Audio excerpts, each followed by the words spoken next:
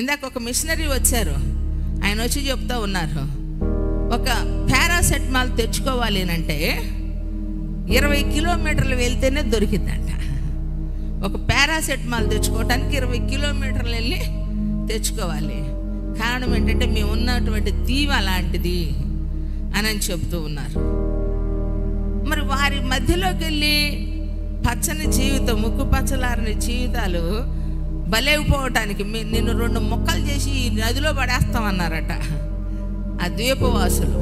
అయినా వారి మధ్య సేవ చేసి మేము 40 మంది చిల్లర బాప్తీసాలు ఇచ్చాము అని చెప్తున్నారు. దేవునికి మహిమ కలుగును గాక. ప్రియులరా, దేవుని పని మనము చేసేటప్పుడు మన చుట్టూ ఉన్నటువంటి వారి కొరకైనా మనతో ఉన్నటువంటి వారి కోసమైనా మొదట ఏ వ్యక్తినైతే దేవుని గురించి పరిచయం చేయాలనుకుంటామో మొదట ఆ వ్యక్తి కొరకు దేవుని సన్నిధిలో ప్రార్థన చేయాలి. ఆ వ్యక్తి కొరకు కనిపెట్టి ఉపవసించైనా ఆ బిడ్డతో నువ్వు మాట్లాడు, ఆ సహోదరితో మాట్లాడు, ఆ సహోదరుడితో మాట్లాడు, ఆ ఇంటి వారితో నువ్వు మాట్లాడు అని దేవుని సన్నిధిలో ప్రార్థన చేసి నీ వారితో కలుసుకున్నప్పుడు తప్పకుండా దేవుడు ఒక దినారం ఏం చేస్తాడు ప్రియులారా, దర్శిస్తాడు. అలాగనే ఏదైతే మనం చేయలేకపోతూ ఉన్నామో దాని కొరకు ప్రార్థన చేయాలి. ఈ విషయంలో నాకు బలహీనత ఉందయ్యా, ఈ విషయంలో నేను లోపం కలిగి ఉన్నానయ్యా. ఎందుకంటే మన శరీరాన్ని మలినం చేసేటువంటి ఎన్నో ఉన్నాయి, వ్యతిరేకంగా మనలో పోరాడేటువంటివి. అందుకేనట అవన్నీ చెరబట్టి ఏం చేయాలంటే చెరబట్టి తీసుకొని రావాలంట. కొన్నిసార్లు నేను చూస్తూ ఉంటా ఫేస్బుక్లో, చేపలను పట్టేదానికి చేపలకు కావలసినటువంటి వలలో నెట్లో ఏం చేస్తూ ఉంటారు తెలుసా, ఆ చేపకి ఇష్టమైనటువంటి పదార్థాలను పెట్టి ఏకంగా నెట్టే లోపలికి దించేస్తారండి. ఇలా ఇలా ఇలా అంటూ ఉండగానే కిలకిలా అంటూ ఉంటాయి చేపలు. కారణం ఏంటంటే వాటిని పట్టుకోవటానికి వాటికి సంబంధించిన ఆయుధాలు ఏం చేస్తున్నారు, వాటిలో వేసి పెట్టినట్టే పెట్టి ఏం చేస్తున్నారు, ప్రేమతో చూసినట్టు చూసి వాటిని ఏం చేస్తున్నారు, చెక్క వేసి బయటికి తీసుకొచ్చి ఇన్ని పడతాయి ఒకేసారి. కారణం వాటిని అన్నిటిని ఎలా పట్టుకోవాలో తెలుసు. ఈరోజు మన మనసును స్వాధీనపరుచుకునే వాడు శ్రేష్ఠుడు అని అంటే ఈ మనసులో ఉన్నటువంటి ఆలోచనలు ఎన్నో ఉన్నాయి కదా, 1, 2, 3. ఏమండి, ఈ మైండ్ ఎంత ఫాస్ట్గా ఉంది చెప్పండి. ఈరోజు మన మనసు ఎంత స్పీడ్గా వెళ్ళిపోతుంది చెప్పండి. ఇది పరుగులు తీస్తూ ఉంది. ఇప్పుడు క్షణంలో మనం ఇండియాలో ఉంటాం, మరు క్షణంలో మలేషియాలో ఉంటాం.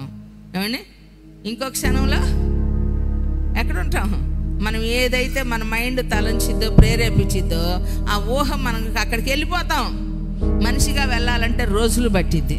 దేవుని ఉద్దేశం ఒక వ్యక్తి పట్ల ఉన్నప్పుడు దాన్ని నెరవేర్చుకునేదానికి నువ్వు ఎన్ని చేయి నీ సొంత ప్రయత్నాలు అవన్నీ విఫలమైపోతాయి.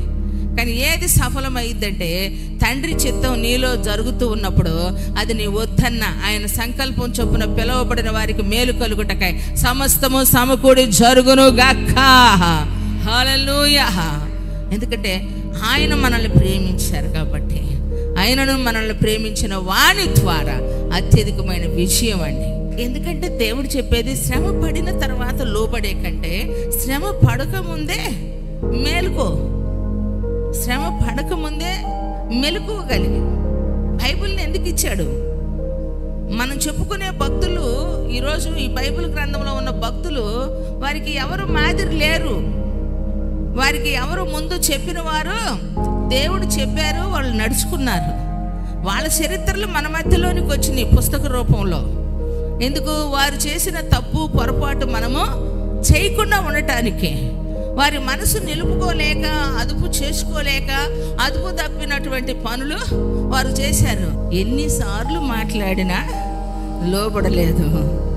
కానీ ఒక్కసారి మాట్లాడమని ప్రాధేయపడుతున్నాడు. చూసారా, మనిషికి దేవుడు ఎంత సమీపంగా ఉన్నాడు ఆలోచించారా ప్రియులరా? ఆది మానవుడైనటువంటి మనుషులతో దేవుడు సన్నిహిత సంబంధాన్ని ఏర్పరచుకున్నాడు. అయితే ఉల్లంఘించి చేసినటువంటి తప్పును బట్టి దేవునికి నీ మనిషికి నీ మధ్య పెద్ద అగాధము ఏర్పడింది ప్రియులారా. చూడండి, రోజు ఒక స్నేహితుడిలాగా, ఒక సహోదరులాగా, ఒక ఏమని కుటుంబంలో ఉన్నటువంటి 2 వ్యక్తుల్లాగా మాట్లాడుకుంటూ రోజు ఏమండి వస్తూ ఉంటే ఆ దేవుని ప్రేమను ఏం చేశారు? నిర్లక్ష్యము చేశారు, లెక్క చేయలేదు. కాబట్టి ఎంతోమంది ఇక్కడ తప్పిపోయినటువంటి కుమారుడు ఏం చేశాడు? ఏమండి, తిరిగి నేను దొడ్డి నుండి వేరే వద్దు మీరినాను అయ్యా, తప్పిపోయినాను తరలి తిరిగినాను. తప్పిపోయిన కుమారుడు ఏం చేశాడు? తండ్రి మాట వినకుండా ఆస్తిలో భాగం ఉన్నాయినా, నేను వెళ్ళిపోతాను, ఎన్నాళ్ళున్నాయి ఉన్నది చూసుకోవటమే కానీ పెంచుకునే పరిస్థితులు రావటం లేదన్నాడు. పోయాడు, దుర్వ్యాపారం చేశాడు, ఉన్నదంతా పోగొట్టుకున్నాడు. స్నేహితులందరూ దూరం అయిపోయారు. వట్టివాడిగా పందుల దొడ్డిలో ఏమండి పొట్టు తినుటకైనా కూడా పర్మిషన్ లేదు. అంతటి పరిస్థితి వచ్చింది. యుద్ధం జరుగుతూ ఉంది. దావీదు ఏం చేశాడు ప్రియులారా? మిద్దె మీద ఉన్నాడు, అద్దు మీరాడు. ఆ తర్వాత ఏమన్నా ఒక్క మాట చాలయ్యా అంటున్నాడు. చూడండి, దేవుడు చెప్పాడు, నాన్న ఏమని, మనవారు మనకు శత్రువులు రా బాబు. ఇష్మాయిలు మనలో ఉండారు కదా, ఫిలిష్తీయులు మనకి శత్రువులు, కాబట్టి మనకు వద్దు అని చెప్పి దేవుడు ఎంతో చక్కగా తల్లిదండ్రులు చెప్పారు. దేవుడు నిన్ను ప్రేమించి ఇశ్రాయేలీయులకు నాయకుడిగా న్యాయాధిపతిగా ఉంచాడమ్మా, నువ్వు వద్దు నాయనా అని అంటే, లేదు నేను ఫిలిష్తీయుల్లో ఒక అమ్మాయిని చూశాను, ఆ అమ్మాయిని తెచ్చి ఒకదాన్ని నేను చూశాను, దాన్ని తెచ్చి నాకు పెళ్లి చేయండి అన్నాడు. చక్కగా పెళ్ళి చేసుకోవాలనుకున్నాడు కానీ కాపురం చేయలేకపోయాడు. చూడండి ప్రియులారా, ఎంత ఘోరమైన పరిస్థితి. దేవునికి ఆయాసకరమైనటువంటి దాన్ని మనం చేసి మనం ఆయాసపడుతూ దేవుడు మనల్ని పట్టించుకోలేదు, దేవుడు మనల్ని చూడలేదు అనుకుంటున్నాం. ఎందుకంటే దేవుని ఉద్దేశం తల్లి గర్భంలో ఉన్నప్పుడే మన పట్ల ఒకటి ఉంది. ఏమండి, సంసోను నాజీరు చేయబడిన వాడే దేవుని కొరకు ఏమండి తన ప్రజలను నడిపించడానికి దేవుడు ఏర్పాటు చేసుకున్నాడు. కానీ ఏం చేస్తా ఉన్నాడు ఇతడు? వేశ్య వలలో పడిపోయి లోకపు యొక్క పాపంలో ఏం చేశాడండి? మునిగిపోయినటువంటి వాడే గురుడివాడై తిరుగులు విసురువాడుగా మార్చబడ్డాడు. ప్రియులారా, వారి చరిత్రలు ఎందుకు రాయబడ్డాయి మనకి ఈరోజు? మరలా మనం అదే తప్పు చేయకుండా ఉండటానికి. Go back.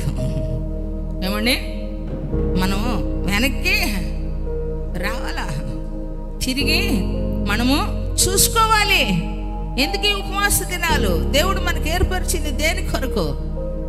ఉన్నతమైన దేవుని యొక్క ఆశీర్వాదాన్ని మనము పొందుకోవటానికి. నిర్జీవమైనటువంటి క్రియలను మనం విడిచి జీవమగలిగిన దేవుణ్ణి సేవించే వారిగా మనం ఉన్నామండి. అలా విడిచిపెట్టేయాలి ఏవైతే ఉన్నాయో. మన మనసుని మనల్ని కుదిపేసేటువంటిది ఏదైతే ఉందో అది మనం ఏం చేయాలా? తీసిపడేయాలా. మనలో వ్యతిరేకంగా చోటు చేసుకునే ప్రతి ఆలోచనను, ప్రతి బంధకాన్ని, మనల్ని స్థిరపడకుండా నిలబడకుండా చేసేటువంటి ప్రతి వ్యతిరేకతను ఏం చేయాలంటే మనలో నుంచి తొలగించుకోవాలి. ఉన్నతమైన దేవుని యొక్క సన్నిధిలో ఉన్నటువంటి మన జీవితంలో. ఎందుకంటే మనము శ్రేష్టమైనటువంటి వారిగా మార్చబడాలి. అవునా కాదా? చెప్పండి. యేసు ప్రభువారు నోటితో ఏం చెప్పారండి? ఏం చెప్పారు చెప్పండి? దేహం కంటే వస్త్రమును, ఏవి ప్రాణం కంటే ఆత్మ, ఏది శ్రేష్టం? ఆకాశ పక్షులు చూడుడి, అవి ఎత్తవు, కోయో, పంట కూర్చుకొనువు, వాటికంటే మనుషులైన మీరు శ్రేష్ఠులు కారా? కొట్టు చబడలు గట్టిగా, ప్రైజ్ ది లార్డ్, హల్లెలూయా. వాటికంటే మనం శ్రేష్ఠులు అండి. సొలొమోను సైతం కూడా అలంకరించబడలేదట. అవి ఎవరు కూడా నాటినా పోషించినా అలాగ మనము పోషణ చేయలేము ఆ చెట్లుని, ఆ అందమైన పుష్పాలను. ప్రియులారా, ఎందుకంటే దేవుడు సృష్టిలో అంత చక్కని వైభవాన్ని ఆయన అలంకరించాడండి, ఆయన డెకరేట్ చేశాడు. ప్రియులారా, అందుకనే దేవుని సన్నిధి శ్రేష్ఠులుగా దేవుడు మనల్ని ఎంచుకున్నాడు. మరి మనం ఎందుకు నీచులుగా మారాలా? ఎందుకు ఘనహీనులుగా మనల్ని చేసుకోవాలా? ఎందుకు మనల్ని తక్కువగా చేసుకోవాలి? ఎందుకు మనల్ని మనం తృణీకరించుకోవాలి? ఎందుకు మనల్ని మనమే అసహించుకోవాలి? మన జీవితాన్ని మనం అసహించుకోకూడదు. ఎందుకో తెలుసా? దేవుడు ప్రేమించి నీకు ఒక జీవితాన్ని ఇచ్చాడు, నీకు ఒక వ్యక్తిత్వాన్ని ఇచ్చాడు.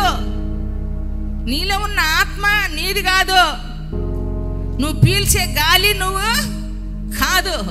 ఆయన శ్వాస నీలో ఉంచాడు, ఆయన జీవాన్ని నీలో ఉంచాడు ప్రియులారా. జీవంతో పాటు ఏముంచాడు నీకు? ఏమండి, జీవంతో పాటు ఏముంచాడు నీకు? చెప్పండి చెప్పండి. ఆయన ఆత్మనుంచాడు. నరుని ఆత్మ యెహోవా పెట్టిన దీపం.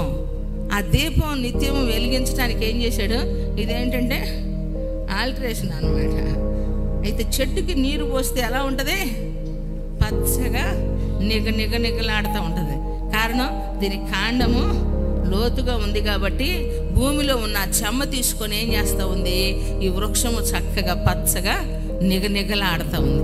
ఈరోజు యేసయ్య ఇచ్చిన జీవాన్ని కలిగి మనలో ఉన్నటువంటి ఆయన ఏమండి ఆత్మ నశించిపోకుండా ఉండనట్లుగా ప్రతి క్షణం దేవుడు మనల్ని ఏం చేస్తూ ఉన్నాడు? యెహోవా ఈరేగా పోషిస్తూ ఉన్నాడు. కొట్టు చప్పట్లే గట్టిగా ప్రైజ్ ది లార్డ్, హల్లెలూయా. నిజం, ఆయన జీవం మనలో ఉందండి, ఆయన ఆత్మ మనలో ఉంది. మరి నువ్వు ఎందుకు అలా తక్కువ చేసుకుంటున్నావు? ఎందుకు అలా తృణీకరించుకుంటున్నావు? ఎందుకు నిన్ను నీవే హీనపరుచుకుంటా ఉన్నావు? హీనపరుచుకోమాక. ఘనమైనటువంటి వారిగా, నిన్ను ఘనులైనటువంటి వారి ఎదుట నిలబెట్టుటకు నా దేవుడు సమర్థుడు. దేవునికి మహిమ కలుగును గాక. ప్రైజ్ ది లార్డ్, హల్లెలూయా. ఎందుకంటే ఉన్నతమైన దేవుని సన్నిధిలో మనం ఉన్నాం ప్రియులారా. తన మనసును స్వాధీనపరుచుకున్న వాడు శ్రేష్ఠుడు. ఈరోజు మనము శ్రేష్ఠులంగా ఆకాశ పక్షుల కన్నా కూడా ఏమండి దేవుని సన్నిధిలో మనల్ని గొప్పగా ఎంచుకున్నాడు. కాబట్టి మన మనసును స్వాధీనపరుచుకోవాలి. ఏదైతే దేవునికి అయిష్టమైనటువంటిది మనలో ఉందో దాన్ని మనము నూతనపరుచుకోవాలి, మోడిఫికేషన్ చేసుకోవాలి.